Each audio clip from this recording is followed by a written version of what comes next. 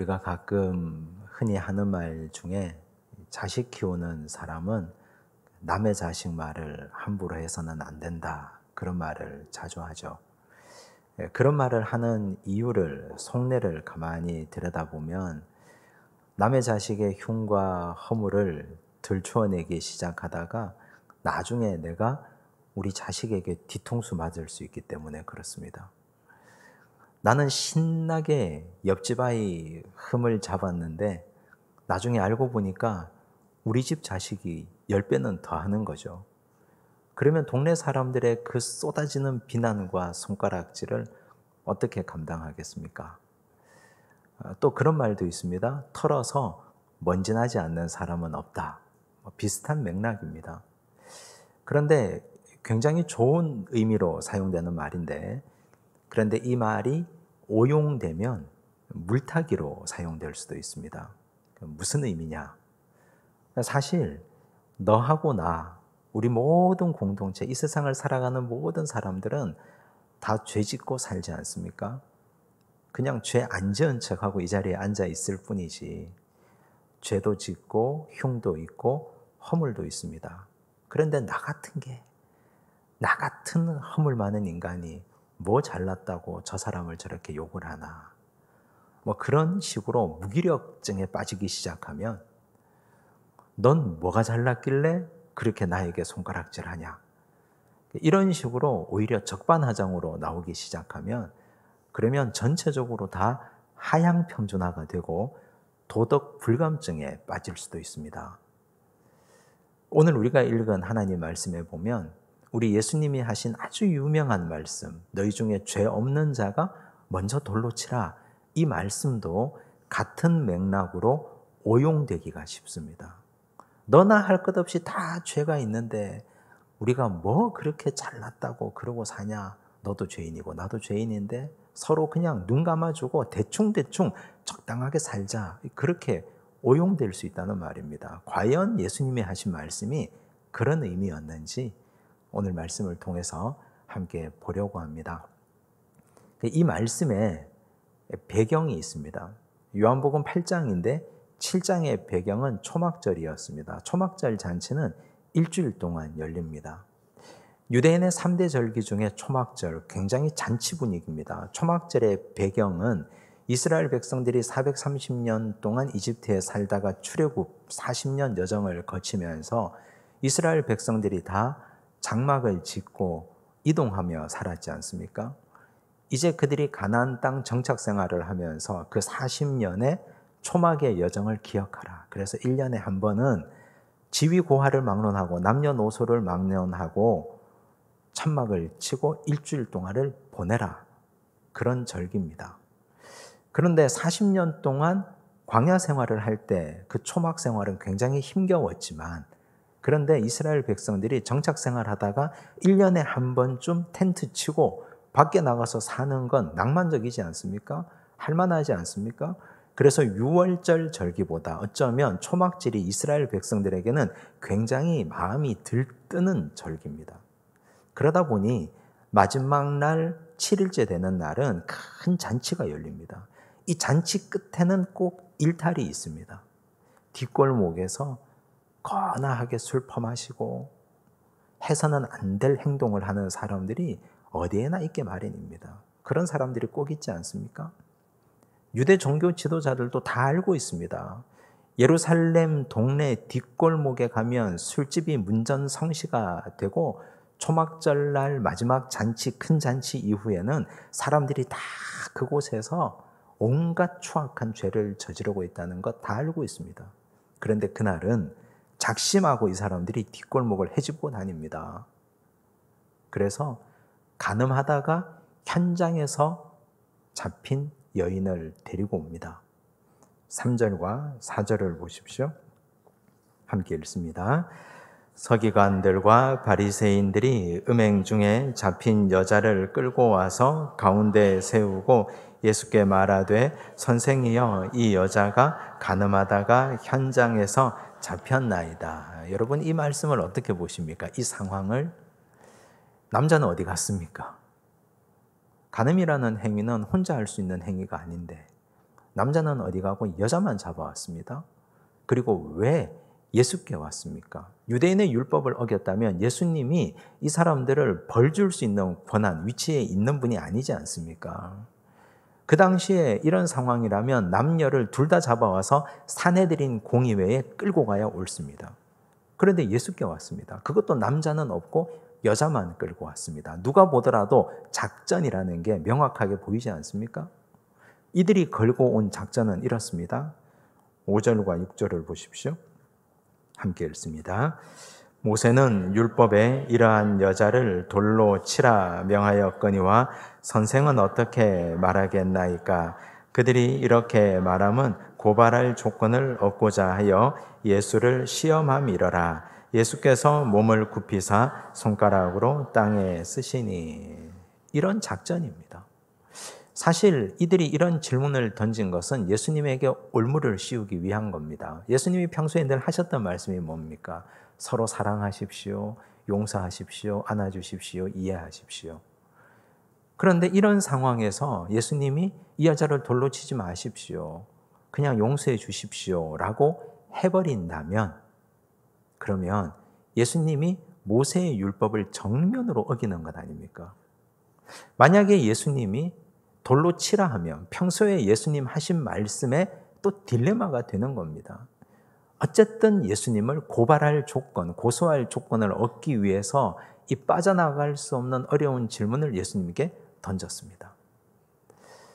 예수님께서는 이 질문을 듣고 허리를 굽혀 땅에 뭔가를 썼습니다. 뭘 썼을까? 사람들이 굉장히 궁금해하는 대목입니다. 뭘 썼을까요?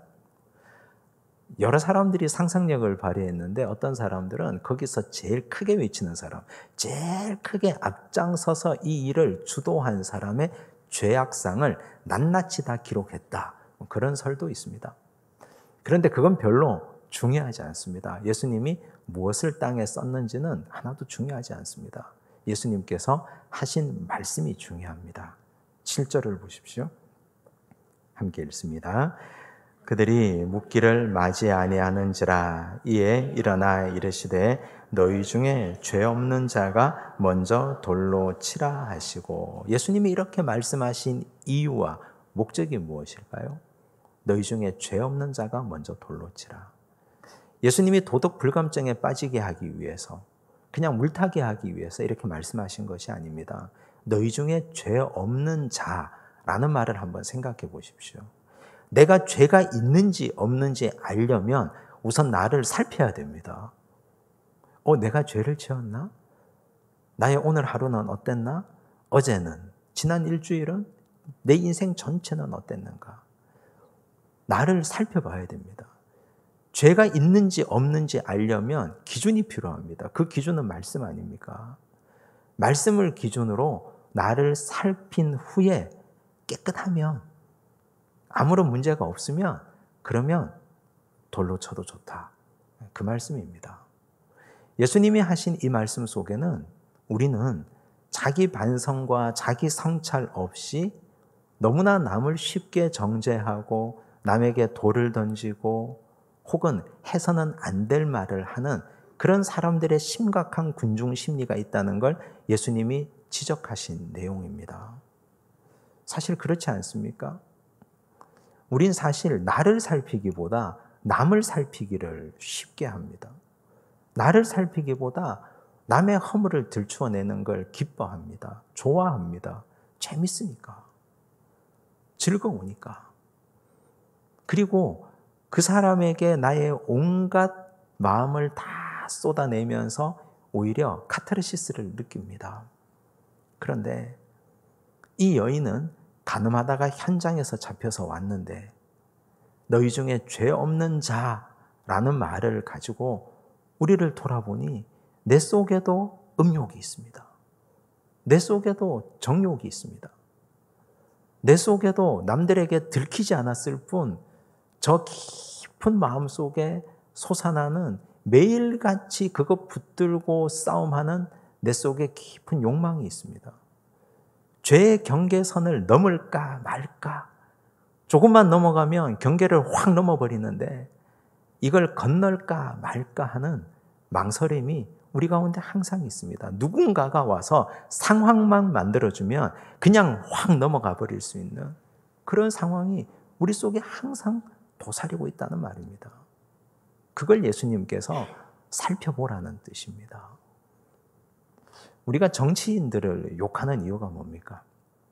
서로 똑같은데, 거울로 보듯이 똑같은데, 야당이나 여당이나 이 사람이나 저 사람이나 똑같은데 너무 심하게 서로를 비난하기 때문에 자기를 살피면 거울로 본 것 같이 저렇게 똑같을 수가 없는데 서로 50보 100보인데 왜 저렇게 싸우고 비난하나. 그런 것 때문에 우리가 그들에게 실망감을 느끼는 것 아닙니까? 사실 예수님이 죄 없는 자라는 말 속에도 이런 맥락이 내포되어 있습니다. 여러분, 우리는 어떻습니까? 매일 우리를 살펴봐야 됩니다. 나는 죄가 있는가 없는가? 있다면 어떤 것이 문제인가? 어디에서 걸려 넘어지고 있는가? 이걸 먼저 살피는 것이 순서입니다. 눈을 나의 내면을 향하고 그 다음 밖을 향하고, 예수님이 그 순서가 틀렸다고 사람들에게 들려주고 계십니다.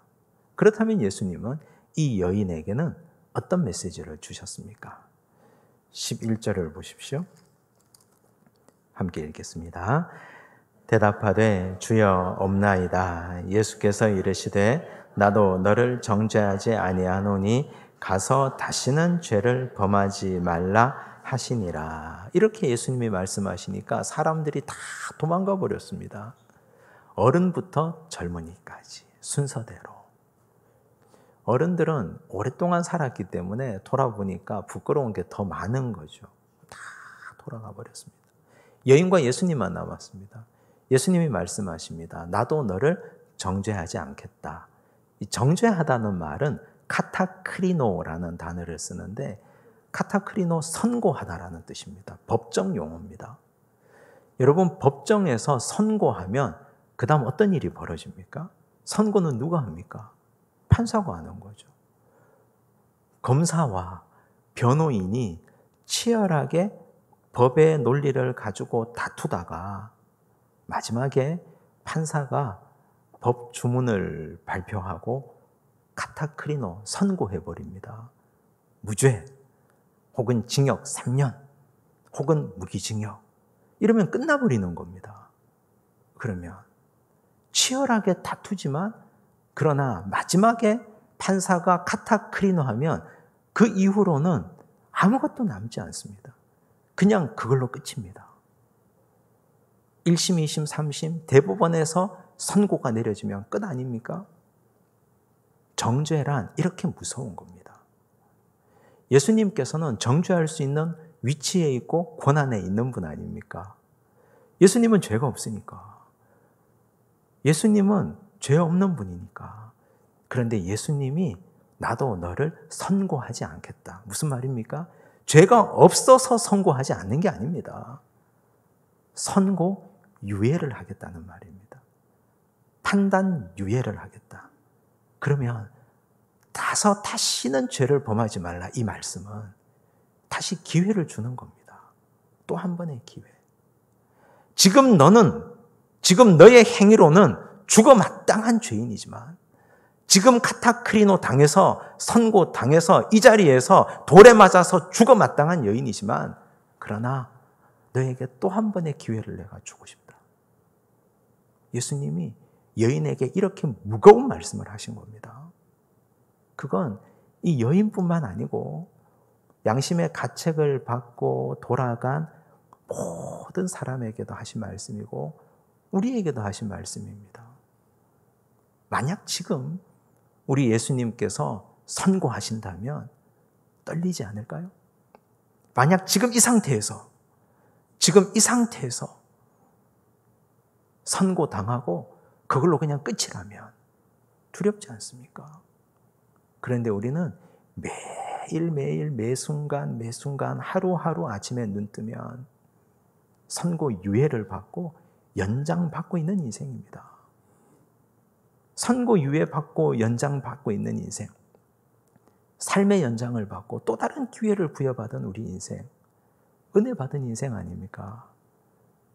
그러면 은혜 받은 인생의 최소한의 의무는 죄 짓지 말아야 됩니다. 최소한의 의무는 가서 다시는 죄를 짓지 말아야 됩니다. 죄와 싸우려고 투쟁하고 또 투쟁하고 붙들고 뒹굴고 살아야 됩니다. 그래야 선고 유예를 내려주고 기회를 주신 주님께 조금이라도 보답하는 것 아니겠습니까? 그러니까 오늘 이 말씀은 여인을 그냥 보내려고 하는, 예수님이 그냥 괜찮다고 싸매어주는 말씀이 아니고 더 무거운 책임을 주는 말씀입니다. 너의 육체의 욕망대로 살지 마라. 너는 선고 유예받은 인생이니 가서 다시는 죄를 범하지 마라. 오늘 우리에게 이 귀한 은혜가 주어졌으니 앞으로 죄 짓지 않고 그 은혜 가지고 살고 먼저 나 자신을 돌아보고 나의 자신의 내면을 살피는 하나님의 백성, 믿음의 자녀들이 되시기를 간절히 바랍니다. 기도하겠습니다. 하나님 아버지, 우리는 선고 유예 받은 인생이었습니다. 매일같이 솟아나는 욕망, 마음속의 탐심과 정욕, 육체의 흐름대로 걸어가고자 하는 욕심, 그 욕심에도 불구하고 아버지 하나님께서 우리를 선고 유예해 주시고 정죄하지 않으시고 기회를 주셨는데, 우리는 그런 기회를 받은 존재였지만 다른 일을 또 정죄하며 살았습니다. 아버지 용서하여 주옵소서. 내 내면을 보지 않고 타인을 바라보았던 우리의 눈을 용서하여 주시고 이제는 눈을 돌려 나를 먼저 보는 지혜를 허락하여 주시옵소서. 다시 한번 기회를 주신 주님께 감사하고 이제는 죄 짓지 않고 살아가는 결단도 용기도 은혜도 능력도 허락하여 주시옵소서. 오늘 이 밤이 아버지께 감사하며 하나님 은혜를 기억하는 고백의 시간 되기를 간절히 원하오며 예수님 이름으로 기도드리옵나이다. 아멘.